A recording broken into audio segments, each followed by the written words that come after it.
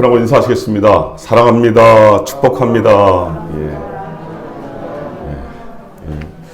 제가 항상 말씀드리지만 하나님의 나라는 이 교회에 있는 줄로 믿습니다. 여러분이 예배 가운데 분명히 하나님의 나라를 배우고 또 알게 되실 거예요. 하나님이 가장 기뻐하신 자리가 바로 예배이기 때문입니다. 그렇게 우리가 한 자리에 모였으니까 같이 또 인사하고 고백하는 게 너무 좋은 거죠. 한 번 더 고백하시죠. 좀 쑥스럽지만 정말 보고 싶었습니다. 연애 때 세포들 좀 살리셔서 정말 보고 싶으시죠? 제가 새벽 예배마다 매일 그렇게 우리 권사님들 앉아 계시는데 그 고백하면 너무 좋은 거예요. 우리 권사님도 얼굴이 환해지시고 저도 너무 좋고 주 안에서 참된 기쁨, 평안, 천국의 기쁨이 이런 것이구나 라는 것을 느낄 수 있었습니다.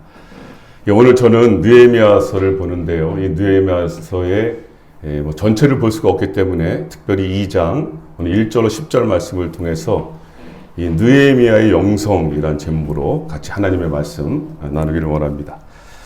여러분, 제가 이 군대에 있을 때 어땠을 것 같습니까? 정말 뜨거웠어요. 그래서 제 별명이 뭔지 아세요? 군대 있을 때 제 별명이 환자였습니다. 그렇게 보이시나요? 몸이 아픈 환자가 아니고 보통 노래 일발 장전 그러잖아요. 그럼 제가 단결, 이병, 김원 이런 다음에 무슨 노래를 불렀냐면 불 속에라도 들어가서를 불렀어요. 그러니까 막 뭐가 날라오더라고요. 복음성과 불 속에라도 부르면서 정말 얼마나 뜨거웠는지 몰라요. 그래서 중대군종회, 연대 신회장에 할 건 다 해본 것 같아요. 하나님의 은혜를 체험했던 그런 순간이었습니다. 제 군대 생활이 어땠는지 아시겠죠? 여러분, 그래서 제가 군대에서 훈련을 참 많이 받으면서 강원도 양구에 있는 이사단에 있었거든요. 거기서 훈련을 참 많이 받으면서 그런 질문이 저절로 하나님 앞에 던졌어요. 튀어나왔어요. 그것이 뭐냐면, 하나님, 왜 이렇게 저를 많이 걷게 하십니까? 너무 많이 걸었거든요. 제가 군대를 제대하면서 유일하게 잘할 수 있는 게 뭐냐라고 물으면 딱 하나 나오더라고요. 걷는 거요. 그럴 정도로 많이 걸었거든요. 하나님, 도대체 저를 어디에 쓰시려고 이렇게까지 걷게 하십니까? 여러분, 그 당시에는요, 그것이 저에겐 도저히 이해가 되지 않더라고요. 여러분, 우리가 인생을 살면서 참 원치 않는 사건, 사고들을 만나게 되지요. 때때로 문제와 난관과 그런 고난에 봉착하게 되잖아요. 여러분, 그때 우리 속에서 터져나오는 질문이 있잖아요. Why me? 왜 하필 나에게 이런 일이 발생하냐는 거죠. 근데 여러분, 그 당시에는 도무지 아무리 엎드려도 하나님께서 잘 알려주지 않으세요. 그냥 참고 그 고통을 견디는 수밖에 없는 거지요. 그런데 그렇게 시간이 흘러갑니다. 그러고 나서 돌이켜보면 제가 생각하지도 제가 계획하지도 않았던 그런 곳에 저를 있게 하시더라고요. 여러분, 그것이 당시 저에겐 세계의 지붕이었습니다. 전 세계에서 8,000m 고봉을 10개를 찾으라면 그 10개 중에서 8군데가 있는 곳, 세계의 지붕이라고 하는 곳을 제가 걷고 있더라니까요. 여러분, 그 상황에서 제가 무엇을 깨달았을까요? 그래서 하나님께서 그런 과정을 통과하게 하셨구나. 고백할 수밖에 없는 거죠. 여러분, 그렇게 이해되어지지 않았던 상황들이 풀려지기 시작하는 거예요. 그러면서 오히려 감사의 고백과 눈물이 터져 나오게 하시더라고요. 여러분, 제가 중동에 있을 때 노예에서 손님들이 찾아오셨어요. 그래서 그분들을 모시고 저 북쪽에 있는 타북이라는 곳을 갔거든요.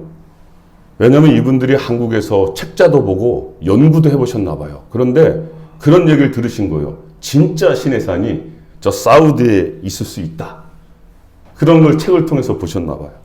그래서 그분들을 모시고 무리바 반석이라고, 그 물이 쪼개지면서 주님이 원망하고 불평하는 그들을 위해 물을 터뜨렸던 그 무리바 반석이라고 추정되는 곳을 힘들게 찾아서 방문했어요.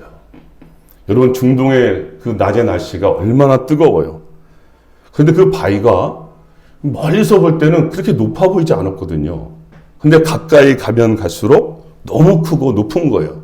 그러다 보니까 그분들이 아무리 준비해 왔어도 그냥 포기하고 그 앞에서 사진만 찍더라고요. 여러분, 근데 저는 그분들에게 금방 다녀오겠다라고 말하고 그 꼭대기까지 올라간 거예요. 올라가는데 생각보다 높고 위험하더라고요. 길이 없었으니까요. 돌산입니다. 근데 여러분, 제가 왜 그런 생각을 했을까요? 그런 거죠.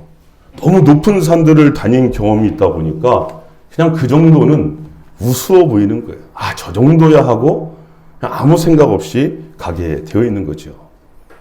여러분, 하나님께서 어쩌면 우리 인생의 고통으로 때론 고난이라는 채찍을 드실 수가 있어요. 그 당시에는 내가 도저히 이해하고 용납할 수 없는 사건들이 발생할 수 있다는 거죠. 그런데 그것을 끝까지 참고 견디고 걸어가다 보면 어느 순간 그것이 한순간에 다 풀려지는 경험을 분명히 하게 하십니다. 그래서 사도 바울은 로마서 8장 28절에서 기가 막힌 고백을 하게 되는 거예요. 우리가 알거니와 하나님을 사랑하는 자, 곧 그의 뜻대로 부르심을 입은 자들에게는 모든 것이 합력하여 어떻게 해요? 선을 이루느니라. 여러분, 적어도 그리스도인이라면 이 말씀은 꽉 붙잡아야 되는 거예요. 다른 거 믿는 게 아니라 하나님의 말씀을 붙잡아야 되는 거예요. 여러분, 우리는 오늘 그렇게 쓰임받은 한 인물을 만나게 되죠. 그분이 느헤미야예요. 오늘 그를 통해서 이 시대의 동일한 문제와 상황 속에서 살아가는 우리들에게 주시고자 하는 메시지가 무엇인지 이 느헤미야 영성을 통해서 두 가지만 살펴보기를 원합니다. 첫 번째 뭐냐면, 우리가 읽진 않았지만 1장 4절, 오늘 2장에도 나오지만 그리스도인은 기도로 준비하는 사람이다 라는 것을 강조하고 있어요. 그러면 앞장 1장 한번 보실래요? 1장 4절 말씀, 느헤미야가 어떻게 기도하고 있는가? 1장 4절 말씀 한 음성을 모아서 한번 합독하겠습니다. 1장 4절이요. 시작. 내가 이 말을 듣고 앉아서 울고 수일 동안 슬퍼하며 하늘의 하나님 앞에 금식하며 기도하여. 아멘. 여러분, 느헤미야는 친형제로부터 예루살렘에 대한 소식을 들어요. 그런데 그야말로 고통스러운 소식이었습니다. 고향에 있는 사람들이 핍박을 당하고 능욕을 당한다는 거죠. 거기에 예루살렘 성은 다 회파되어 버리고 또 성벽은 불탔다라는 그런 소식이었습니다. 여러분, 당시의 열방의 패권을 누가 쥐고 있었습니까? 페르시아 제국이었거든요. 이 페르시아가 바벨론 제국을 무너뜨리고 당시에 그 힘을 과시하고 있었던 그런 시대였어요. 그런데 놀랍게도 이 느헤미야는 그 이스라엘에서 태어난 것이 아니라 그 페르시아 땅에서 태어난 이민 2세나 3세 정도가 되었어요. 그러니 고향 예루살렘엔 가본 적도 없을 것 아니겠어요? 그런데 성경을 보면 그랬던 그가 예루살렘의 소식을 듣고 취한 행동을 보여주고 있잖아요. 그것이 뭡니까? 울고 또 울고 슬퍼하면서 예루살렘을 위해서 금식하며 기도했다라고 오늘 성경은 기록하고 있죠. 아니, 여러분, 이것이 어떻게 가능할까요? 특별히 그의 직업까지도 성경이 정확하게 설명하고 있어요. 이 느헤미야의 직업이 술 맡은 관원이라는 거죠. 여러분, 술 맡은 관원, 그러니까 그냥 술을 따라주는 웨이터 이런 식으로 생각하는데 그게 아니죠. 당시에 얼마나 음식을 통해서 왕을 죽이려는 암살 시도가 많았습니까? 그래서 적어도 술 맡은 관원이 됐다는 것은 왕의 채찍근이 되었을 정도로 고위간직에 있었다는 것을 강조하려고 그의 직업을 성경에서 보여주고 있는 거죠. 여러분, 포로로 잡혀온 이민 3세가 그것도 왕의 채찍근이 되었다는 것은 엄청난 출세요 성공이죠. 소위 요즘 말로 가문의 영광 아니겠어요? 더 이상 바랄 것이 없잖아요. 그냥 그 자리에서 가만히만 있어도 그는 이스라엘의 자랑이죠. 여러분, 그런 그가, 이민 3세인 그가 얼마나 고향에 대한 그리움이나 정이 남아있겠습니까? 오히려 자신이 태어나고 자란 그 땅이 사실은 실제적인 고향이나 다름이 없는 거죠. 그런데 여러분, 느헤미야는 그 예루살렘에 대한 소식을 듣자마자 오늘 성경을 보니까 울었다는 거예요. 가슴에 터져 나온 거죠, 울음이. 그리고 또 금식하며 하나님 앞에 기도했다는 사실이죠. 여러분, 저도 목사지만 어떤 문제를 끌어안고 한 번, 두 번 기도하는 것은 가능해요. 그러나 지속적으로 기도하는 것은 생각만큼 그렇게 쉽지는 않습니다. 오늘 본문을 보니까 그 소식을 듣고 이 예레미야가 기도를 멈춘 것이 아니에요. 한두 번 한 것이 아니라 무려 4개월 동안 꾸준하게 그 문제를 품고 하나님 앞에 기도하고 있다는 사실을 보여주고 있다는 거죠. 여러분, 기도하는 사람들은 누구나 경험하는 게 있죠. 그것이 무엇입니까? 어떤 문제를 가지고 하나님 앞에 기도할 때 그런 거 못 느껴보셨나요? 전혀 생각하지도 않았던 아이디어들이 떠오르잖아요. 또한 어떻게 그 문제들을 해결해야 할지 그 생각들이, 복잡했던 생각들이 정리되어지는 경험을 해보지 않으셨나요? 아무리 복잡한 문제 같아도 계속 하나님 앞에 기도하다 보면 하나님께서 선명하게 인도해 가시는 것을 보여주시잖아요. 여러분, 그래서 그리스도인은 모든 상황을 결국 기도로 푸는 사람인 줄로 믿습니다. 여러분, 중요한 것은 그렇게 뜻을 정하고 기도하다 보면 분명히 기회가 찾아와요. 하나님은 그런 분이세요. 기회를 주시거든요. 사실은 그것을 인도해 주시는 분이 성령님이십니다. 여러분, 오늘 느헤미야도 보세요. 그렇게 기도에 집중하는 삶을 살다 보니까 그만 왕 앞에서 해서는 안 될 일을 했죠. 근심의 빛을 띠고 만 거죠. 여러분, 당시의 왕이 어떤 존재입니까? 신과 같은 존재예요. 그 앞에서 감히 누가 불편한 얼굴을 할 수 있겠어요? 온 신경을 집중해서 왕의 일거수일투족을 주시하지 않겠습니까? 그런데 그만 느헤미야가 그 왕 앞에서 큰 죄를 짓고 만 거죠. 더욱이 그것도 얼마나 심했으면 바로 들켜버렸네요. 여러분, 왕이 물어요. 느헤미야에게 묻죠. 느헤미야야, 왜 네 얼굴에 수심이 그렇게 가득하냐? 여러분, 사실은 이제 죽은 것이나 다름이 없는 거죠. 그래서 오늘 성경은 느헤미야가 왕의 말을 듣고 크게 두려워 떨었다라고 말해요. 여기 두려워하다의 원어가 야레거든요. 이 야레는 하나님 앞에서 두려워서 무서워서 떠는 단어예요. 그 단어를 쓰고 있다는 거죠. 여러분, 어쩌면 그의 인생에 가장 큰 위기가 닥쳐왔어요. 그의 말 한마디에 따라서 죽고 살 수 있는 절대절명의 순간이 되어버린 거죠. 여러분, 저는 오늘 이 장면을 묵상하면서 에스더가 오버랩이 되더라고요. 에스더 아시죠?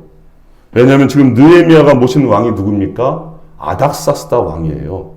이 아닥사스다 왕이 누굽니까? 아하수에로 왕의 아들이거든요. 여러분, 아하수에로 왕 그러면 누가 떠오르세요? 왕후가 떠오르죠? 아하수에로 왕의 왕후가 누굽니까? 에스더잖아요, 에스더. 에스더도 느헤미야와 같은 똑같은 절대절명의 위기를 맞이했었죠. 그때 그가 하나님 앞에 어떻게 행동합니까? 그때 에스더는요, 기도했어요. 또 금식했어요. 그리고 담대하게 고백하며 왕 앞에 나아갔죠. 어떻게 해요? 죽으면 죽으리다. 그 유명한 말이잖아요. 죽으면 죽으리다. 여러분, 혹시 우리 가운데 사방팔방이 다 막히신 분이 계시나요? 인생의 문제로 고민하는 분이 혹시 있습니까? 아니면 말로 표현할 수 없는 문제들 속에서 괴로워하고 계십니까? 오늘 느헤미야를 통해서 우리에게 주시는 주님께서 무엇을 주시려고, 무엇을 말씀하고 계십니까? 이 환경 속에서 기도하라는 거죠. 금식하라는 거예요. 그렇게 주님 앞에 나아오라는 것입니다.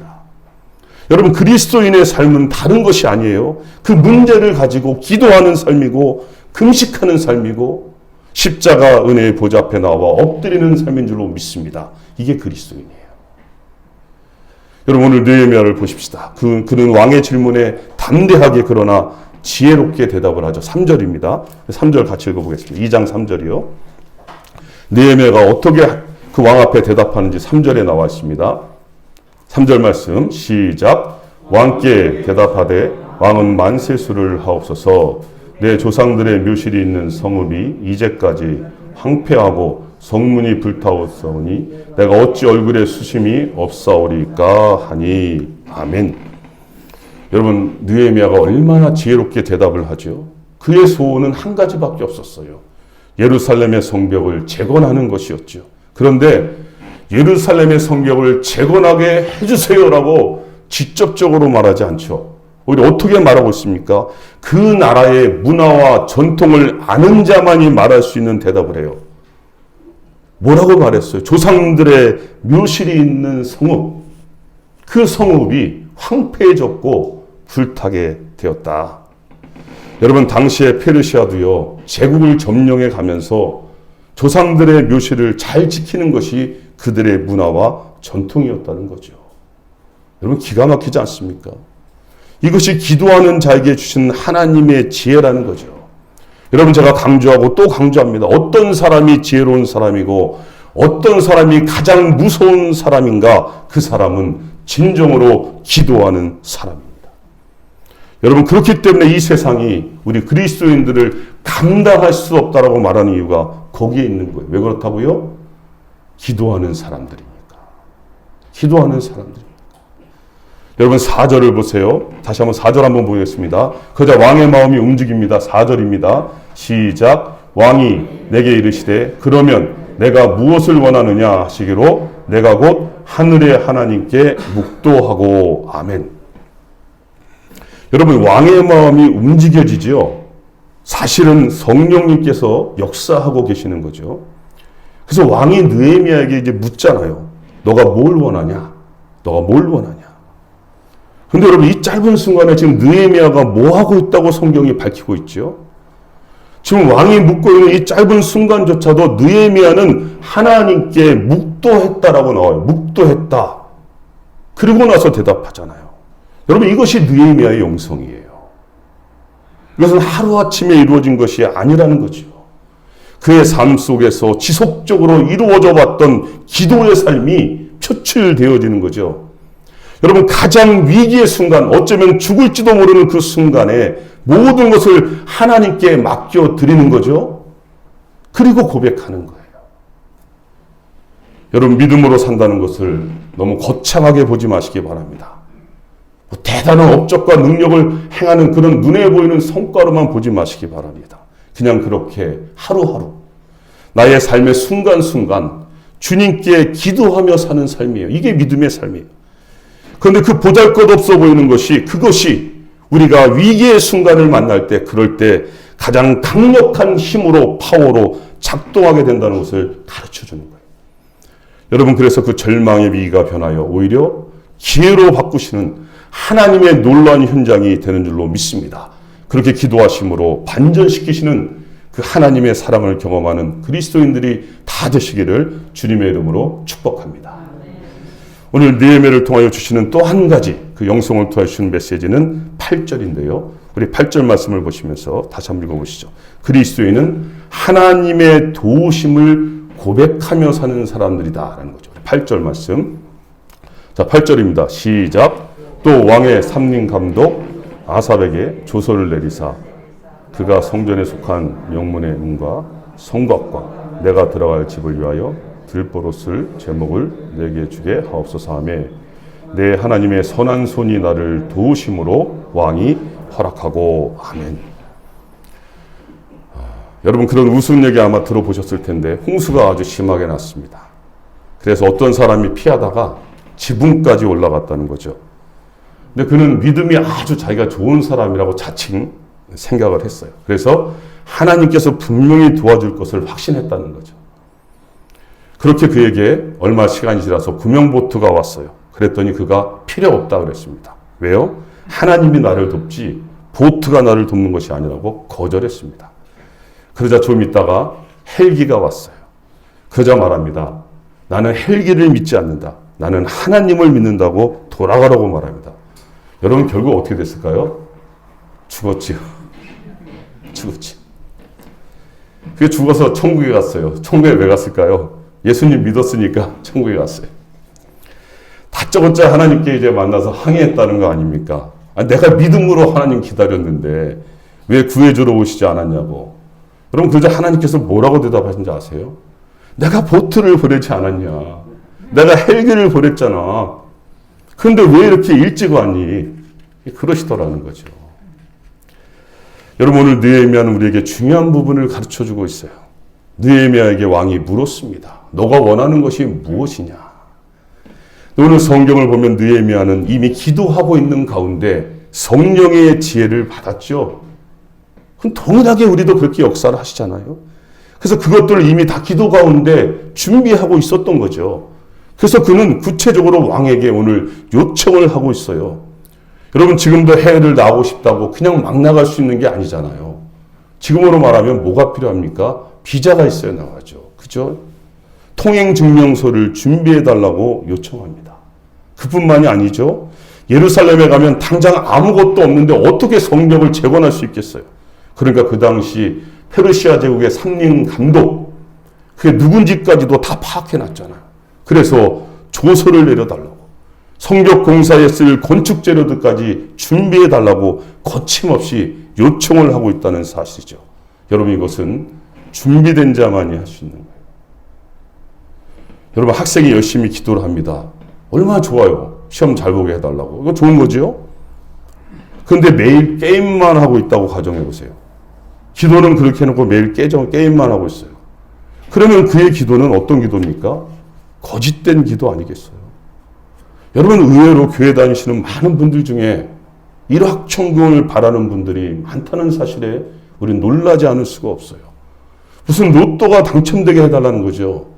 여러분, 이제는 제발 그런 기도는 하지 마시기 바랍니다. 이제 우리는 소원 성취용 기도는 졸업할 때가 된 거예요. 하나님을 내가 원하는 것에 끌어당기는 기도가 아니라 내가 하나님께 가는 기도가 되어야 하는 거죠. 여러분, 그렇게 하나님께 초점을 맞추고 하나님께 맞추어서 기도를 하다 보면요, 하나님께서 어떻게 행해야 할지 우리에게 지혜를 주신다니까요. 그래서 느헤미야가 그렇게 준비한 거예요. 여러분, 그런데 오늘 중요한 느헤미야의 고백이 나오죠. 우리가 볼 땐 이 모든 것을 지금 누가 앞장서서 행하고 있습니까? 느헤미야잖아요. 느헤미야가 실제 일을 행하고 있어요. 그런데 정작 느헤미야 자신은 어떻게 고백하고 있죠? 우리가 읽은 말씀에 보니까 그가 어떻게 고백은 한 가지예요. 하나님의 선한 손이 나를 도우셨습니다. 쉬운 말 하면 뭐예요? 주님께서 하셨습니다. 여러분, 정말 멋있는 고백 아닙니까? 우리 옆에 분하고 한번 고백하실까? 이런 따라 하셔도 될 것 같아요. 한번 따라서 고백하시죠. 주님께서 하셨습니다. 오늘 본문대로 한번 고백하시죠. 하나님의 선한 손이 여기까지 우리를 도왔습니다. 믿습니까? 여러분, 이 부분이 왜 중요할까요? 왜냐하면 많은 사람들이 여기서 다 넘어지거든요. 그렇잖아요. 일이 잘 되거나 성사되면 주위에서 칭찬이 쏟아져요. 박수갈채를 받아요. 모두가 인정해요. 때론 매스컴도 타지요. 그런데 그런 순간에 나도 거기에 어느 순간에 휩쓸려 버리게 되는 거예요. 그래서 마치 내가 대단한 것처럼, 내가 다 하는 것처럼 그렇게 착각을 하기 시작을 하는 거죠. 그리고 나는 그런 영광을 받을 자격이 있다고 나도 모르는 사이에 그런 생각이 나를 잡아버리게 돼요. 그렇게 하나님의 자리를 나도 모르는 사이에 차지하게 되는 거예요. 여러분, 이것이 바로 우리 인간의 본능이에요. 저의 부끄러운 그런 경험을 고백한다면, 제가 선교지에 있을 때 미국과 한국에서 여름과 겨울로 청년들이 찾아왔어요. 단기 선교를 한 2주 정도 찾아왔거든요. 그럼 그들을 데리고 복음을 전하러 그렇게 구석구석 오지로 들어가게 되는 거죠. 근데 한 번은 머낭이라고 하는 곳을 목표를 잡고 가는데 하나님께서 다른 때보다 강력하게 역사가 임했던 시간이었어요. 우리가 가서 복음을 전하면 처음 들어보는 그들이 주님께로 그냥 마치 준비했다는 듯이 몰려드는 현장을 계속해서 체험하며 경험하는 거예요. 그러면서 그 청년들과 아침마다 새벽마다 사도행전 말씀을 가지고 묵상을 했었어요. 근데 그날은 사도행전 3장 말씀을 묵상했는데 사도행전 3장에 너무나 잘하고 있는 베드로의 안진뱅이 사건이 나오잖아요. 그 말씀을 묵상했어요. 그러나서 그날 밤 늦게까지 많은 사람들을 초청하고 불러 모으고 그들에게 예수 그리스도의 복음을 전하고 이 가운데 우리가 믿고 있던 그동안의 신을 버리고 하나님께로 돌아올 사람들은 나오세요 그러는데 얼마나 많은 사람들이 나와오면서 주님 앞에 무릎을 꿇고 주님을 영접하는 놀라운 기적의 역사가 일어났어요. 그리고 끝난 줄 알았습니다. 근데 끝나고 나서 한 분이 오는 거예요. 여기서 한 2시간 이상 가면 걷지 못하는 분이 계시는데 가서 그분을 위해서 기도해 주면 안 되겠냐고 그런 요청을 하시는 거예요. 근데 그날 말씀 묵상이 또 이 베드로의 안진뱅이의 사건의 말씀을 묵상했단 말이죠. 그러니까 하나님의 인도하심이라고 생각을 하고 이제 그 다음날 일찍 우리 청년들과 같이 그곳에 가서 방문했습니다. 그랬더니 정말 걷지 못하고 계속해서 앉아있을 수밖에 없는 그런 한 형제를 만나게 하셨어요. 그런데 말씀에 묵상한 대로 같이 기도하면서 우리가 이 형제를 위해서 기도하고 말씀이 기록된 대로 한번 외쳐봅시다. 은과 금은 내게 없지만 나사렛 예수 그리스도의 이름으로 명하노니 일어나 걸으라. 그렇게 같이 합심하여 기도하고 그분의 손을 잡아서 일으켰어요. 그랬더니 뭐 힘들게 막 이러면서 어렵게 일어나시더라고요. 일어나면서 3걸음을 걷게 하셨어요. 어렵게 3걸음을 걷고 의자를 준비해서 앉혔습니다. 그리고 우리는 선교 여정을 이제 마치고 다른 곳으로 갔어요. 그리고 이제 한참 시간이 흘렀습니다. 여러분 그때 제가요 얼마나 감격과 감동스러웠는지 몰라요. 내 생애에 어떻게 안진뱅이가 일어난 역사가 일어나지? 근데 그러면서 저도 모르게 제 속안에 교만과 또 영웅과 그런 많은 분들이 저에게 영웅이라고까지 그런 얘기도 들었어요. 저도 모르는 사이에 그런 교만이 싹이 텄던 것 같아요. 그러다가 이제 시간이 흘렀고요. 한국에서 청년팀이 방문을 했는데 그때 마침 그 걸었던 분이 그 청년이 다시 주저앉게 됐다는 거예요. 다시 주저앉게 됐다는 거예요. 그래서 그때는 뭐 말씀을 묵상했던 것도 아닌데 그분을 초청했어요. 그분을 교회로 카트만두 현지에 있는 교회로 초청하고 그리고 온 청년들 한국 청년들과 같이 열심히 기도하면서 그분이 일어났기를 위하여 똑같이 하고 손을 잡아 일으켰는데 전혀 미동이 없더라고요. 전혀 미동이 없었어요. 아무런 역사도 일어나지 않았습니다. 여러분 왜 그랬을까요? 여러분 하나님은요 우리의 심령을 정확히 깨트고 계십니다. 우리가 사람은 속일 수 있지 모르지만 하나님은 속일 수가 없는 거예요. 내가 하나님의 영광을 가로채고 있는지 없는지 하나님은 너무 잘 아세요. 그곳에는 하나님이 역사하지 않으십니다. 여러분 오늘 느헤미야를 보세요. 느헤미야는요 아무리 자신이 노력하고 애를 쓰고 준비를 했어요. 그러나 결국 뭐라고 말하고 있죠? 하나님께서 도와주지 않으면 아무것도 이루어질 수 없다는 것을 아는 거예요. 여러분 이것을 아는 것이 지혜예요. 그래서 여러분 우리 그리스도인의 삶의 흔적에 결국 무엇이 남는지 아십니까? 그것은 하나님의 도우신 흔적만 남는 거예요. 하나님의 도우신 흔적만 남습니다. 우리는 그것을 고백하며 사는 사람들이죠. 그래서 우리가 찬송을 부르지 않습니까? 찬송가 301장인가요? 지금까지 지내온 것 주의 크신 은혜라. 한이 없는 주의 사랑 어찌 이루 말하랴. 그 다음 가사가 이거예요. 자나깨나 주의 손이 항상 살펴주시고 자나깨나 주의 손이 항상 살펴주시고 한 번 더 해야 아멘 나오나요? 자나깨나 주의 손이 항상 살펴주시고 모든 일을 주 안에서 형통하게 하시네. 여러분 그렇게 자나깨나 주의 손으로 항상 살펴주시는 그 하나님의 도우심을 고백하며 사시기를 주님의 이름으로 축복합니다. 이제 말씀을 맺어볼게요. 여러분 우리가 보지는 않았지만 사실 그 다음 장부터 보면 느헤미야에게 얼마나 많은 박해와 음모가 따라오는지 몰라요. 심지어는요 이 느헤미야를 암살하고 죽이려는 시도도 여러 번 있어요. 여러분 많은 분들이 착각하는 게 뭐지요? 그것이 뭐냐면 우리가 다른 일도 아니고 하나님의 일을 하는 것이고 특별히 하나님의 선한 손에 도우심이 있는데 어떻게 문제가 있을 수가 있냐는 거예요. 그렇게 생각한다는 거죠. 근데 여러분 정말 그렇습니까? 아니에요. 성경을 보면 볼수록 그리스도인의 삶에는 또 다른 더 많은 장애물과 더 많은 핍박과 또 다른 고통이 찾아오는 것을 보여주고 있어요. 그러나 우리가 끝까지 포기하지 않으면, 우리가 끝까지 견뎌내기만 하면 결국 승리한다는 것을 강조하고 또 강조하는 게 하나님의 말씀이에요. 여기에 포인트가 있는 거예요. 문제가 없는 것이 아니라 문제는 계속해서 바뀌어서 또 다른 모습으로 올지 모르지만 우리가 다시 일어서서 포기하지 않고 나아가기만 한다면 결국 우리는 승리할 거라는 것을 보여주는 것이 성경이라니까요. 여러분, 그렇게 느헤미야의 주도하에 예루살렘 성벽은 눈물겹게 지어져 갑니다. 얼마나 방해가 심했으면 그들이 완전 군장을 하고 일을 하는 거예요. 그래서 언제 방해 세력이 벽을 부술지 모르니까 한 손에는 창을 들고 또 한 손에는 삽을 들고 한 손에는 창을 들고 한 손으로는 열심히 일을 하는 거예요. 그렇게 여러분 52일 만에 성벽을 완성합니다. 할렐루야. 2달도 안 걸린 거예요. 52일 만에 그 성벽이 박해 속에서 방해 속에서 완성이 된 겁니다.